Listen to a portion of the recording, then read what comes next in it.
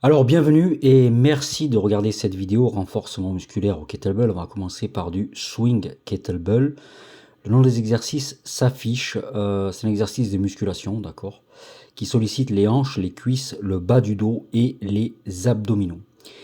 Alors, tu vois que tu vas solliciter les hanches, d'accord, les hanches vers l'arrière, ensuite tu pousses vers l'avant. Fais attention à ta position de départ, si tu veux pied écarté, largeur d'épaule. Moi, je préfère un peu plus. C'est un exercice cardio. C'est un mouvement de balancier. Au départ, tu es en demi-squat. Bon, c'est pas forcément évident, mais en tout cas, tu balances le kettlebell de bas en haut. Ne dépasse pas la hauteur des épaules. Tu vas avoir dans ce mouvement de swing kettlebell une extension des hanches, c'est-à-dire tu pousses les hanches vers l'avant en gardant les bras détendus. Voilà. Alors ensuite, on va passer à des squats avec kettlebell. Squat avec kettlebell, clean and press, fente arrière avec kettlebell, snatch, deadlift, high pull, windmill, goblet squat, Russian twist, burpees avec kettlebell, kettlebell push-up, lunge to press, kettlebell rowing et figure 8. Bon là, les camarades normalement ne sont pas filmés. Il y a une camarade qui est passée. Si jamais il y a un souci, n'hésitez pas à venir me voir. Je supprimerai l'arrière-plan, mais ça fait partie des valeurs du sport, cette bienveillance, cette amitié. Bon, voilà, si la personne est... Nous avons les personnes ici, je dirais, voilà, qui prennent soin de leur physique. Et voilà, c'est très bien qu'ils apparaissent à l'écran. Alors, ce que je vais faire là, c'est que je vais te parler maintenant de renforcement mental. Je te renverrai à des vidéos plus courtes pour voir le détail de ces exercices. Comme ici, d'accord, normalement c'est un clean to press, hein, clean and press, ou clean to press, d'ailleurs je ne sais pas pourquoi on dit clean and press, ou bien clean to press. Alors on va parler de renforcement mental et de renforcement musculaire. En fait, ce sont deux aspects complémentaires du bien-être global. Alors, on nous dit que chacun de ces renforcements, donc mental et musculaire, joue un rôle clé dans l'amélioration de la performance physique, de la santé et du développement personnel. Le développement personnel est très à la mode, bon, je crois que tu le sais, hein. Alors, en fait, dans le renforcement mental, il s'agit de développer la résilience psychologique, la concentration, la gestion des émotions pour faire face aux défis, au stress de la vie quotidienne. Bon. Ou de la performance, alors ça, c'est ce que l'on va retrouver chez les sportifs de très haut niveau. Alors, pour renforcer l'esprit, il y a plusieurs aspects. Il y en a 5. Mindfulness et méditation. Mindfulness. Ce sont des pratiques qui améliorent la concentration, qui réduisent le stress et qui aident à maintenir un état mental positif. Alors là, je fais des fentes arrière avec kettlebell tout simplement. Je te le rappelle, je te renverrai à des vidéos plus courtes pour avoir le détail de ces exercices. La visualisation positive. Alors il faut se représenter mentalement la réussite ou la manière de surmonter les difficultés pour préparer l'esprit à affronter les situations réelles avec plus de confiance. Maintenant, si on met des bâtons dans les roues systématiquement à une personne, ça va être difficile. La gestion du stress, alors apprendre à gérer le stress par des techniques de respiration, des pauses régulières, une attitude positive. C'est de manière à renforcer la santé mentale. Des objectifs réalistes et progressifs. Alors moi je pense qu'il ne faut pas, comme le dit David Goggins, se limiter à des choses, des objectifs trop limités. Il faut plutôt, c'est la méthode des petits pas, c'est plutôt les objectifs donc progressifs. Donc il faut fixer des objectifs à court et long terme pour accroître la motivation et la satisfaction personnelle à mesure que l'on progresse. La résilience, alors la résilience, cela consiste à faire face aux échecs et ou aux situations difficiles de manière constructive pour renforcer donc notre capacité mentale et se relever plus fort. Bon. En revanche, en quoi consiste le renforcement musculaire? Il concerne le développement de la force, de l'endurance, la puissance des muscles. Alors, il y a différentes manières de se renforcer musculairement. L'entraînement en résistance, utiliser des poids libres, des machines, des élastiques pour augmenter la force musculaire. Alors il y a les squats, les pompes, le soulevé de terre, etc. Ou bien comme on fait ici, des mouvements plutôt explosifs comme le snatch. Les exercices au poids du corps, les burpees, les tractions, les planches, permettent de développer la force, ce qu'on appelle fonctionnelle. L'entraînement en circuit ou HIIT.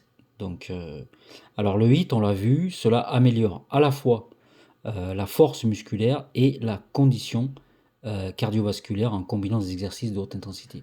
Tu peux très bien faire un snatch sous forme de HIIT, tu vois ce que je veux dire? C'est-à-dire tu fais ton snatch, tu pars sur 10 secondes, 20 secondes et tu vas accélérer pendant 15 secondes, ralentir 5 secondes, accélérer 15 secondes, voilà, sur le snatch.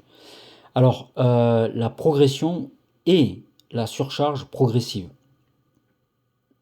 Tu vas augmenter progressivement la charge ou la difficulté des exercices pour assurer une amélioration continue de la masse et de la force musculaire. Bon, la récupération, ça c'est un vaste sujet. Je crois que c'est le sujet principal qui va poser le plus de problèmes. Le repos, l'alimentation, une alimentation riche en protéines. Si tu veux avoir une silhouette extrêmement mince, il faudra bien sûr avoir des repas équilibrés, mais il ne faudra pas surcharger en protéines. Le sommeil est la chose la plus importante avec les ondes delta. Cela va permettre aux muscles de se reconstruire, de se renforcer. Mais à mon avis, c'est beaucoup plus subtil et beaucoup plus compliqué que ça. Alors, le lien entre les deux, le renforcement mental aide souvent à améliorer les performances physiques. Un mental fort va t'aider à surmonter la douleur, la fatigue, les moments de doute pendant un exercice difficile. À l'inverse, d'accord, tu as un va-et-vient entre renforcement mental et renforcement musculaire, mais plutôt cardio. L'exercice physique régulier, notamment donc le renfort musculaire, mais surtout pour moi le cardio, va avoir un effet positif sur le bien-être mental en stimulant la production d'endorphines et favoriser une meilleure image de soi. Je ne sais pas ce que ça veut dire une meilleure image de soi. Bon, ça me paraît un peu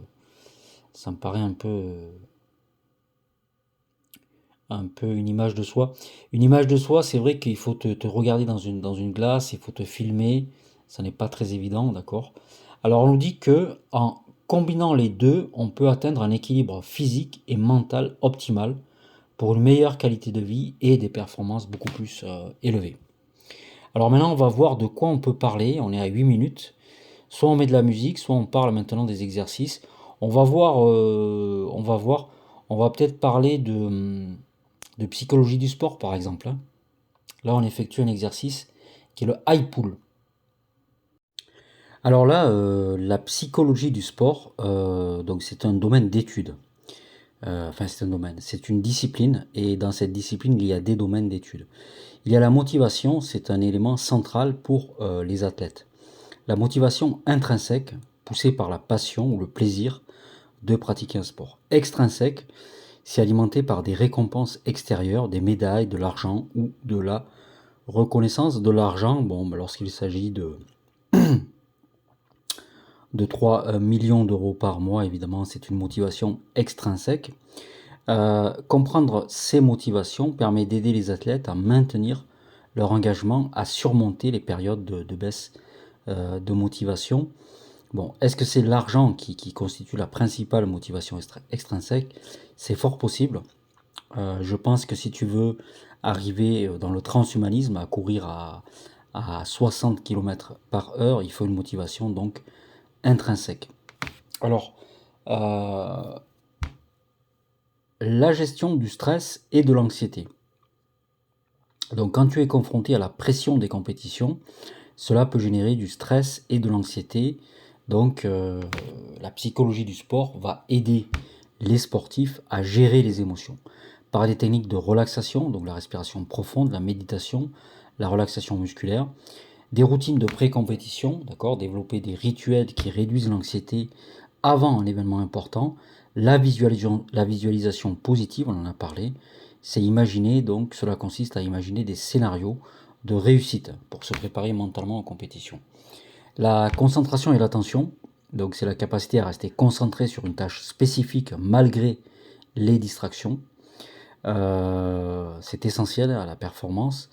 Donc les psychologues vont aider les athlètes à développer des stratégies pour améliorer leur concentration, des techniques de pleine conscience, des signaux mentaux pour rester dans l'instant présent. La confiance en soi, la confiance en ses capacités, c'est un facteur déterminant de la performance. Un athlète sûr de lui aborde les compétitions avec une attitude positive.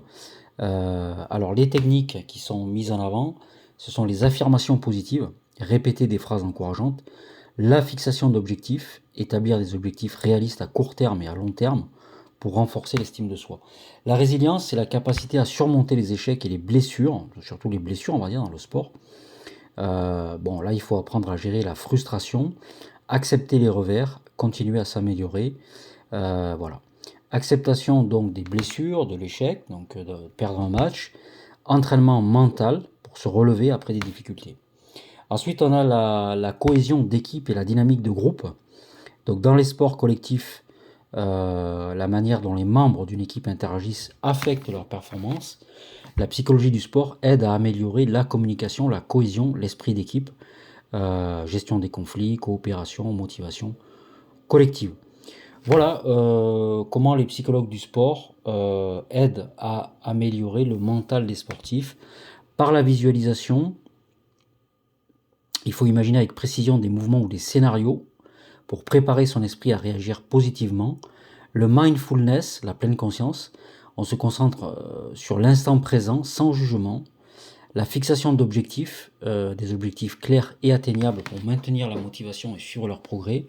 Le biofeedback, utilisation de capteurs pour apprendre à contrôler les réponses physiologiques, le rythme cardiaque, la tension musculaire, etc. Voilà ce que je voulais te dire là-dessus. Écoute, ça suffit. On va mettre de la musique et ce sera très bien comme cela.